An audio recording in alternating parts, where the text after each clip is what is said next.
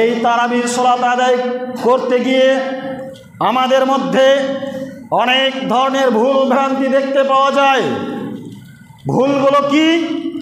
মসজিদে তারাবির জামাত চলছে, ফরজ নামাজ পড়া হয়ে গেছে, তারাবির জামাত চলছে। কথা খুব মনোযোগ সহকারে শুনবেন। এই ভুলগুলো আমাদের মধ্যে প্রায় লোক করে থাকে, অতএব কথা খুব মনোযোগ সহকারে শুনে বুঝে নেওয়ার চেষ্টা করবেন এবং মাথায় রাখার চেষ্টা করবেন। আপনি এমন অবস্থায় মসজিদে এসেছেন, দেখতে পাচ্ছেন যে তারাবির জামাত আরম্ভ হয়ে গেছে, তারাবির জামাত চলছে। এই সময় আপনি মসজিদে এসেছেন, এসে এবার কি করবেন? আপনি ছোটবেলায় দেখতাম যখন কেউ ওই অবস্থাতে আসতো তখন সে নিজে আগে কি করত? একামত দিয়ে ফরজ নামাজটা পড়ে দিত, তারপরে 2 রাকাত সুন্নাত পড়তো, তারপরে আবার তখন তারাবির জামাতে শামিল হতো। কিন্তু মাথায় রাখবেন, প্রথম কথা হচ্ছে একই মসজিদে 2টি জামাত একসঙ্গে হতে পারে না। একই মসজিদে একসঙ্গে 2টি জামাত হতে পারে না। একটা তারাবির জামাত আর একটা হচ্ছে ফরজ নামাজের জামাত। আপনি একাই শুরু করেছেন, আরও 2 জন এসে কিন্তু আপনার সঙ্গে শামিল হয়ে গেছে, 2টি জামাত একসঙ্গে চলছে।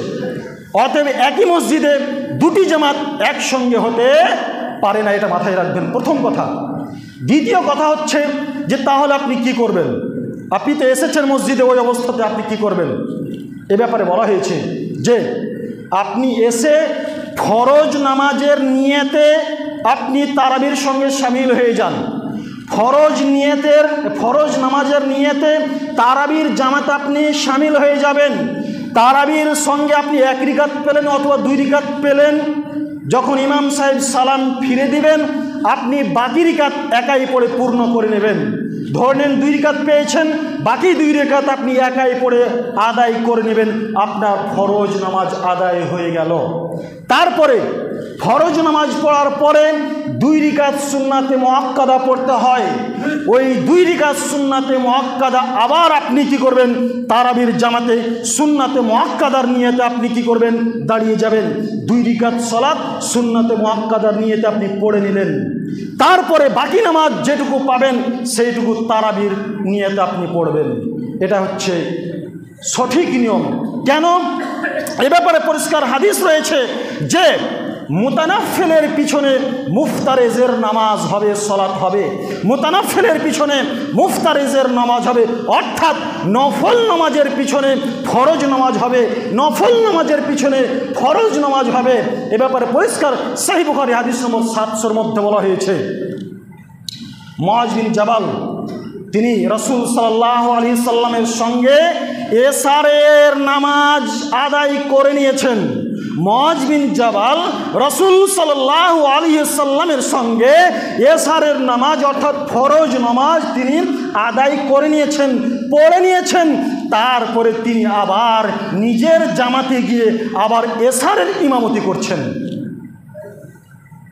তিনি ফরজ নামাজ পড়ে নিয়েছেন, এশারের নামাজ পড়ে নিয়েছেন, আবার তিনি কি করছেন? এটা কার সঙ্গে পড়েছেন? রাসূল সাল্লাল্লাহু আলাইহি সাল্লামের সঙ্গে পড়েছেন।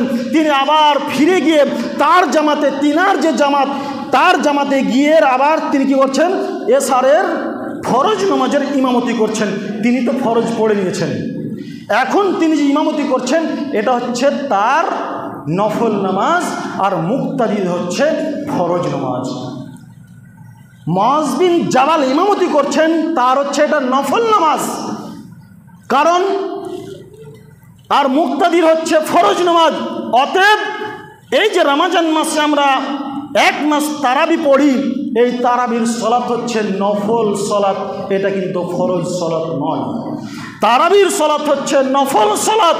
অতএব নফল সালাতের জামাত চলছে, নফল সালাতের পিছনে আপনি এসে ফরজের নিয়ত করে দাঁড়িয়ে যাবেন, আপনার ফরজ নামাজ হয়ে যাবে, তাতে কোনো রকমের অসুবিধা হবে না। আশা করি আমরা সকলে বুঝতে পেরেছি। অতএব এই ভুলগুলো আমরা যারা করে থাকি, আজকের পর থেকে যেন এই ভুলগুলো আমরা না করি, এই ভুল থেকে আমরা সকলে সাবধান থাকি। আপনি আসবেন একা, কিন্তু আপনি ফরজ নামাজ আদায় করতে পাবেন না, আপনাকে জামাতে শামিল হয়ে যেতে হবে ফরজ নামাজের নিয়ত করে।